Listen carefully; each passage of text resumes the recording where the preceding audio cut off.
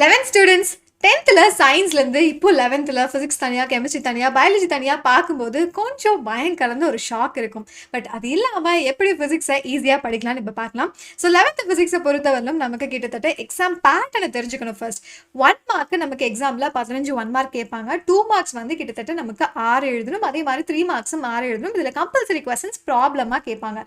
அதே மாதிரி 5 மார்க்ஸும் நம்ம 5 மார்க் எழுதணும். ஸோ டோட்டலாக நம்ம 70 மார்க்ஸுக்கு தான் எக்ஸாமே எழுத போகிறோம். ஸோ அதுக்கப்புறம் நமக்கு கொஸ்டின்ஸ் எல்லாமே புக் பேக் அண்ட் புக் இன் சேர்ந்து தான் எக்ஸாம்லையும் கேட்க போகிறாங்க.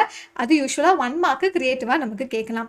ஸோ அதுக்கப்புறம் பார்த்தீங்க அப்படின்னா இப்போ 11th ஸ்டாண்டர்டில் ஃபிசிக்ஸில் மட்டும் 11 சாப்டர் இருக்க போகுது. இப்போ இந்த ஜூன் மந்தில் நீங்கள் எந்த சாப்டர் ஃபோக்கஸ் பண்ணணும்னு கேட்டிங்கன்னா அந்த ஃபர்ஸ்ட் சாப்டர், அதாவது யூனிட்ஸ் அண்ட் மெஷர்மெண்ட்னு இருக்கும். ஸோ இந்த சாப்டரில் மொத்தம் எவ்வளோ கொஸ்டின்ஸ் இருக்குது, வரப்போகிற இந்த ஒரு 25 டேஸில் நம்ம அதை எப்படி ஃபினிஷ் பண்ணுறது. புக் பேக்கில் 1 மார்க்ஸ் மட்டுமே 15 1 மார்க் இருக்குது. 2 and 3 மார்க்ஸ் வந்துட்டு ஒரு 5 கொஸ்டின் இருக்குது. அதே மாதிரி வந்து லாங் ஆன்சரும் ஒரு 5 கொஸ்டின் இருக்குது. ஸோ டோட்டலாகவே பார்த்தீங்க அப்படின்னா ஒரு 25 கொஸ்டின்ஸ் தான் 1 மார்க்ஸோட சேர்த்தி.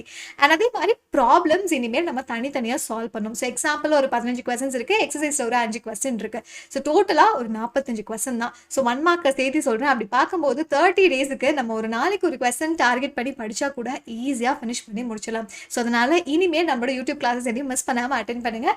அண்ட் இன்னொரு முக்கியமான விஷயம், இது எல்லாத்தையும் தாண்டி நம்ம 100 லேர்னிங்ல டாப்பர்ஸ் பேட்ச்ல சேர்ந்து உங்களோட 12th ஸ்டாண்டர்ட் கட் ஆஃப்லையும் 200 வாங்கணும்னு நினைக்கக்கூடிய ஸ்டூடெண்ட்ஸ் எல்லாமே இப்பயே அட்மிஷனுக்கு இந்த நம்பரை கால் பண்ணலாம்.